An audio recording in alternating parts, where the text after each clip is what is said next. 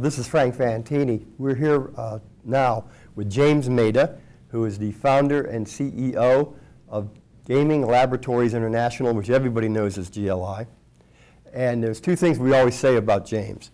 One is that his business has almost invented an industry, and it's become its own noun, its own synonym. People say, well, you know, have you got GLI approval yet? Or a new company will say, we're ready to go because our products are GLI approved.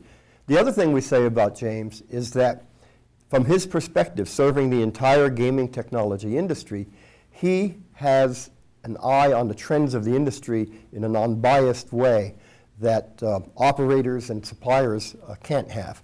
And so we're going to take advantage of that knowledge, James. No worries. Both of them. Tell us a little bit about, for those who don't know, and I can't imagine that's not anybody listening here, a little bit about GLI and maybe some of the things that you've done in the past year. So GLI, was started in 1989, and we can talk a lot about history, but we were really the first independent gaming test laboratory anywhere in the world.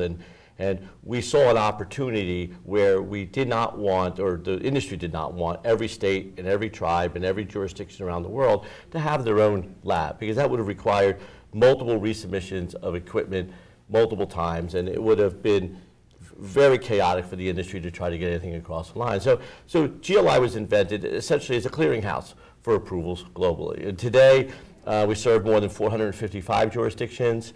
GLI is in every jurisdiction that uses private labs, and there's not many jurisdictions left that don't use private labs, so we're real proud of that fact.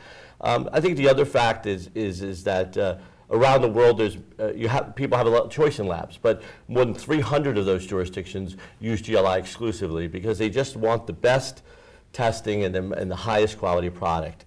But with that is lots of responsibility, and part of what we have tried to do over the last couple of years, and it really started a year and a half ago now, is make sure that we have enough staff to service all the requests. So in the last 12 months, we've added approximately 228 new jobs above and beyond what we had. Our company sits about 880 employees today, which is 3 to 4 times the size of any other test lab. All of the test labs combined are not even a third of our employee base.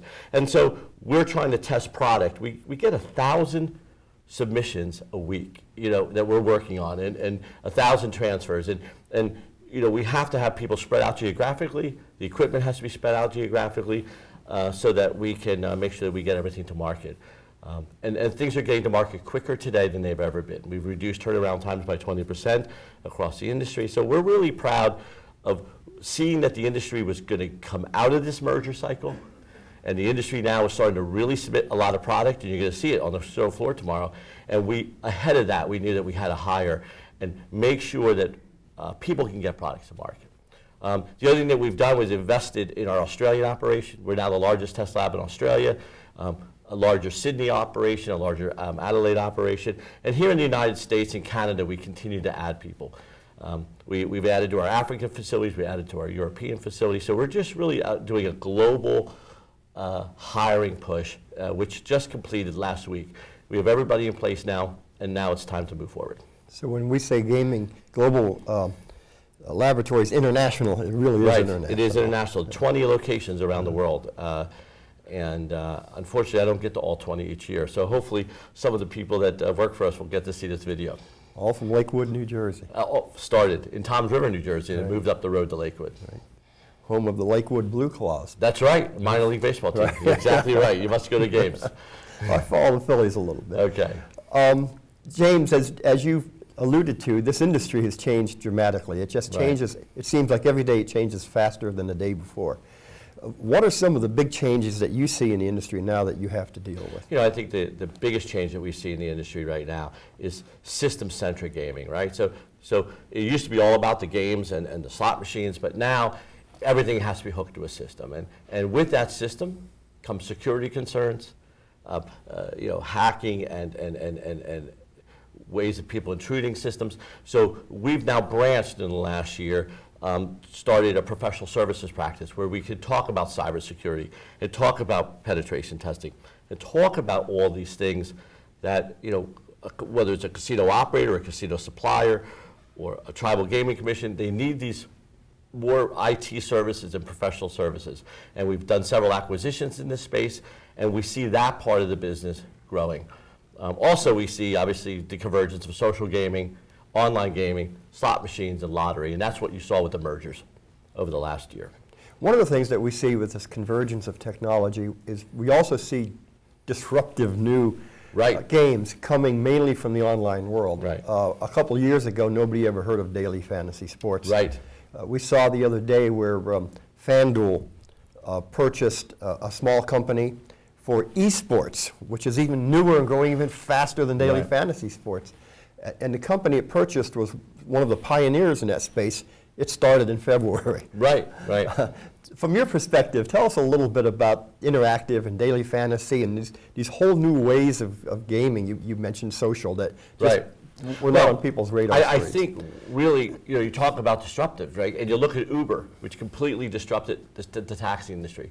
I think people around the world are doing and asking for forgiveness rather than asking for approval ahead of time. So the regulators over the last couple of years are running a bit behind, whether it's binary options, which is a new way of gambling on the stock market without actually buying the stocks and bonds. You talked about daily fantasy sports, which is a way of actually, fast gaming on a Sunday. It's a daily game, and whether it's gambling or not, right? So all of these types of technologies are being rushed into the market, and if the regulator doesn't say anything, it's just moving forward. Right. Just like Uber took over the ride-sharing program, and by the time everybody recovered and said, hey, this looks like it's going to put our taxi cabs out of business, it was already too late. And now they've resorted to have to regulate it rather than looking about whether they should allow it or not. One of the things that has always been true about the internet is it empowers the user. Right. You no longer need that big, powerful official up there, whether it's a guy setting the line for a sports book, because now we can have exchange wagering and you and I can decide what to bet. Right. Daily fantasy sports, we now see esports doing the same thing. And as you say, this kind of puts the regulators behind. How are will the regulators ever catch up? And I guess another way of addressing this is this probably creates an entirely new opportunity for GLI. Well, I think it's not that the regulators are behind because they want to be behind. To regulate something, you need a statutory framework. And if there's no statutory framework, you cannot regulate where there's no statutory framework. And legislatures can't move as fast as what we're seeing with this new technology. So it does. Because I think when people rush into the market with this new equipment, I think, frankly, they want to make sure it's right and it's fair and people aren't being cheated, and because they know that if it goes very badly, right? A little bit about this VW thing where they put fake software into cars so they would pass tests, the emissions tests. They don't want this to happen in the gaming industry, because if it does, then somebody gets a black eye and then everybody wants to take a look at it. So there's this sort of idea of regulation, almost voluntary regulation, while they're waiting for the regulators to get the statutory empowerment, so then the regulator can actually do things like start the regulatory framework and the regulatory process. We're going to be talking with Jeff Freeman from the AGA later today, and I know Jeff's got this task force studying sports betting and related issues, probably to a great extent for that very purpose. And Jeff's also looking at things like illegal gaming and illegal sweepstakes and whether or not daily fantasy is legal or not. The AGA does not want unlicensed, unregulated gaming, because it actually winds up disrupting what the AGA's charter is all about. So I think it'll be interesting to hear what Mr. Freeman says later today. One of the buzzwords of this show is going to be skill-based gaming. What's your take on that? Well, we've always had skill-based gaming. Skill-based gaming was written into compacts as early as 1990. Now these are sort of like Space Invaders kinds of skill-based gaming where I play against you. I don't know that it's a panacea where it's just going to open tons of revenue right off the bat. I think it's something that's encouraged, and I think what we should look at skill-based gaming is the regulators now want to work with the industry to provide a new outlet for new types of games. Whether or not we'll have hundreds of these games or whether it's going to be a slow start, it actually shows us where we can regulate, we can make it easier for suppliers to get those kinds of things to market. I'm really excited about it because it does open up new testing opportunities for us. But I don't think that tomorrow you're going to see 30 new skill-based games dropped off at the lab. I think it's a long, thoughtful process, and we have to make sure that people actually want to play it, and it doesn't take too long to play, and that all people are treated roughly fairly during the skill process. Yeah, skill-based has such a huge continuum of possibilities. I mean, it could be everything from video poker down to me playing Space Invaders or Pac-Man against you, and everything in between, right? Right, pinball is a skill-based game. That's right, or throwing basketballs into a hoop. And you also have the virtual reality and the Mortal Kombat kind of skill-based, and can that degree of interaction be brought to a casino floor? I think from a technologies, it can. From a regulatory process, I think it can. The real question is are the players going to want to play it, and how much of it?